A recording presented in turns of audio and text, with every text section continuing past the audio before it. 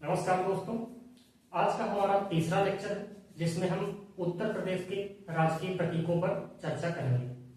मेरे प्यारे साथी, सर्वप्रथम हम जानेंगे कि उत्तर प्रदेश का राजकीय चिन्ह क्या है।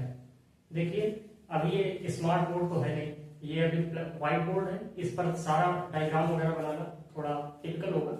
मैं आपको एक्सप्लेन करता हूँ, आप अपने नोटबुक में देख सकते हैं या कोई उत्तर प्रदेश विशेष की आपके पास पुस्तक होगी, आप उसमें देख सकते हैं। ठीक, मैं आपको जो बोल रहा हूँ आप उसको पॉज करके लिख सकते हैं। हाँ, ये मैंने छोटी छोटी बातों के रूप में जानकारी बोर्ड पर लिख दी है। मैं लास्ट में साइड हो जाऊंगा, आप इसका स्क्रीनशॉट ले लीजिएगा। मैं एक्सप्लेन करता हूँ। उत्तर प्रदेश का राजकीय चिन्ह क्या है? आप जानते हैं कि दो वृत्त हैं। आप अपने चित्र में देखेंगे, जो दो वृत्त हैं ये किस चीज का प्रतीक है? ये जो वृत्त है ये राज्य की एकता का प्रतीक करते हैं। एकता, ठीक, यूनिटी के सिंबल ऑफ यूनिटी है ये, जो दो सर्कल बने हुए हैं। इसके बाद सर्कल के अंदर आप देखोगे कि दोनों तरफ दो मछलियां बनी हुई हैं। वो मछलियां किस बात की प्रतीक है? तो अवध के नवाब के शासन की प्रतीक है।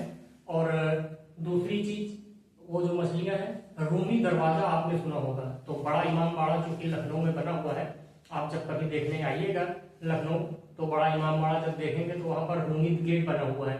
तो उस चीज का प्रतीक है। वो अवध का शाही नवाबों का एक शान और शौकत में बनवाया गया था, बहुत बेहतरीन था वो। इसकी हिस्ट्री बताएंगे कि नवाब ने अपने पुत्री के जो है उसमें बनवाया था। ठीक, अभी इस पे चर्चा नहीं करते। फिर इसके बाद आप देखेंगे रूमी दरवाजा है। अब ऊपर देखेंगे तो धनुष और बाण बना हुआ है।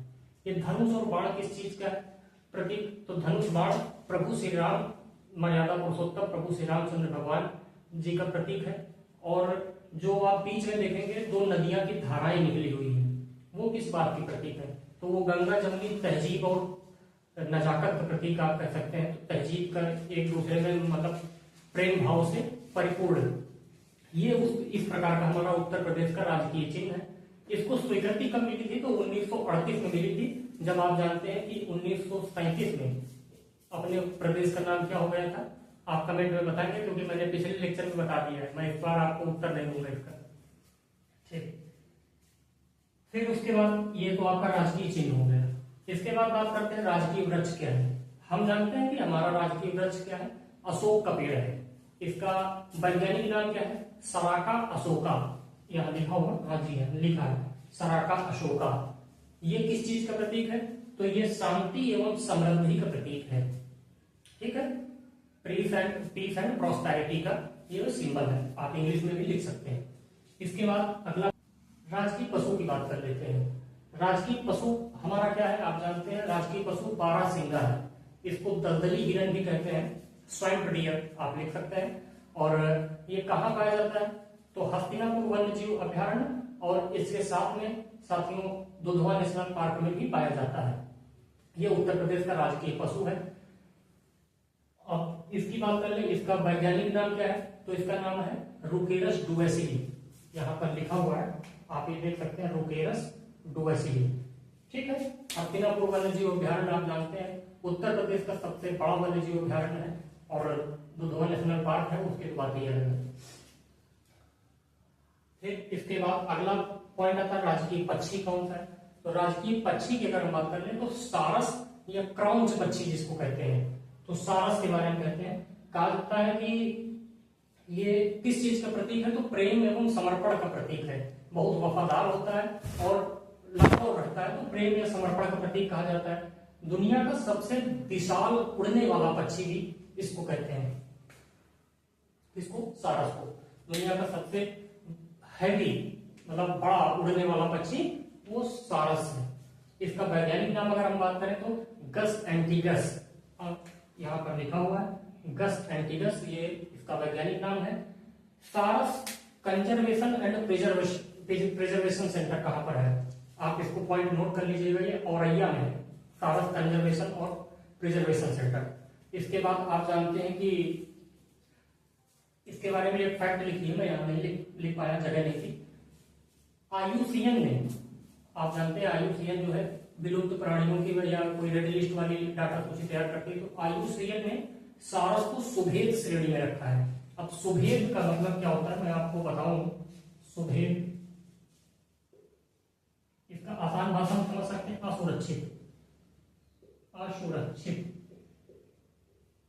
यानी दिस इज नॉट सेफ। इसके लिए सेफ करने के लिए सेंटर वगैरह बनाए गए हैं। इसी क्रम में आप जानते हैं कि 2019 में इटावा में एक झील पड़ती है सरसई नावर झील, इसको सारस के लिए ही जो है एक सेंटर बना दिया गया है संरक्षण के लिए, और इसको रामसर साइट भी घोषित कर दिया गया 2019 में। किसको? सरसई नावर झील को, ये इटावा पड़ती है। इसके बाद इधर आ जाता हूं, राजकीय पुष्प की बात कर ले। राजकीय पुष्प कौन सा है? तो राजकीय पुष्प है साथियों पलाश। पलाश जिसको गांव में टेसु या कुसुम कहते हैं। हम लोगों के गांव में जब जगन्नाथ बाबा की पूजा होती है तो माता जी लोग ये पुष्प ला करके प्रभु को अर्पित करती हैं, चढ़ाती हैं। इसका वैज्ञानिक नाम अगर पूछ लिया जाए आपसे तो ब्यूटेरिया मोनोस्पर्मा। ब्यूटेरिया मोनोस्पर्मा ये आपका पलाश का जो है वैज्ञानिक नाम है। इसको फ्लेम ऑफ द फॉरेस्ट भी कहते हैं, यानी जंगल की आग। किसको? पलाश के पुष्प को। इससे पूर्व क्या था हमारा? अच्छा, ये कब स्वीकृत हुआ? तो आप जानते हैं 4 जून 2011 को ये घोषित किया गया था राजकीय पुष्प। इसके पहले कौन सा था? इसके पहले ब्रज कलश था। हालांकि ये सवाल आपको पूछा नहीं जाएगा। राजकीय मछली की बात कर ले तो राजकीय मछली है चीतल, या कहीं कहीं चितल लिखा रहता है। ठीक, अब ये चीतल का वैज्ञानिक नाम क्या है? चिताला। चिताला ये तो साधारण सा सवाल है, आप याद कर लीजिए। राजकीय जलीय जीव कौन सा है हमारा? तो राजकीय जलीय जीव की अगर बात करें तो गंगा डॉल्फिन है। ठीक, इसका नाम क्या है वैज्ञानिक? इसका नाम है प्लेटेनिस्टा गंगेटिका। ठीक है, ये आप याद रखें। ये अक्टूबर 2023 में इसको मान्यता मिली है, लेकिन ये घोषित 2010 में ही हो चुका था। तो ये यहां तक हो गए आपके। आप स्क्रीनशॉट ले सकते हैं। आप ये स्क्रीनशॉट ले लीजिए, आपने ले लिया होगा। अब चूंकि ये आज का हमारा छोटा सा टॉपिक था, राजकीय चिन्हों के बारे में हमने चर्चा कर ली है। अब अगले अध्याय में हम और मैप के बारे में समझेंगे। उत्तर प्रदेश के जो सीमावर्ती जिले हैं वो उनसे सटे हुए राज्यों के बारे में जानकारी साझा करेंगे। आपसे एक निवेदन है, अगर आपको कक्षाएं सुचारू रूप से क्रमबद्ध तरीके से और निरंतर चाहिए तो आपको एक काम करना होगा, मेरा साथ देना होगा। आप हमारे चैनल को ज्यादा से ज्यादा लोगों तक पहुंचाइए, वीडियोस को अपने साथियों में शेयर कीजिए, और जितने ज्यादा संख्या में आप जुड़ेंगे, जो आपके कमेंट आएंगे, उससे मैं सुधार जो कुछ हो सकेगा करूंगा, और उससे मुझे भी मोटिवेशन मिलेगा। आपसे मुझे कोई फीस नहीं चाहिए, केवल आपसे 2 चीज चाहिए, लाइक, शेयर और सब्सक्राइब। सब्सक्राइब करिए, लोगों को जोड़िए, परिवार बड़ा कीजिए, यही मोटिवेशन मिलेगा। आपको कक्षाएं बराबर प्रोवाइड कराई जाएंगी फ्री ऑफ कास्ट।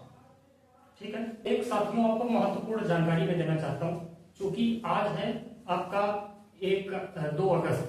ठीक है, और कल से ही, बहुत ज्यादा समय नहीं लूंगा, कल से ही यूपी SSC टेट 2026 का विज्ञापन आ चुका है, जो कि 2 दिन पहले ही। तो कक्षाएं मैं इसके लिए भी आरंभ करने जा रहा हूं आपके लिए। तो आप सभी लोग ज्यादा से ज्यादा संख्या में जुड़ जाइए और चैनल को सब्सक्राइब कीजिए, अपने साथियों तक पहुंचाइए। इसकी आपको कक्षाएं 2-3 तरीके से मिलेंगी। ओरल प्रिपरेशन के माध्यम से मिलेगी, जिसमें मैं मौखिक रूप में आपको पढ़ाऊंगा सब्जेक्ट को, और ये जो क्लासेस चल रही है यूपी स्पेशल की, ये आपकी बराबर चलेगी। ठीक है, धन्यवाद।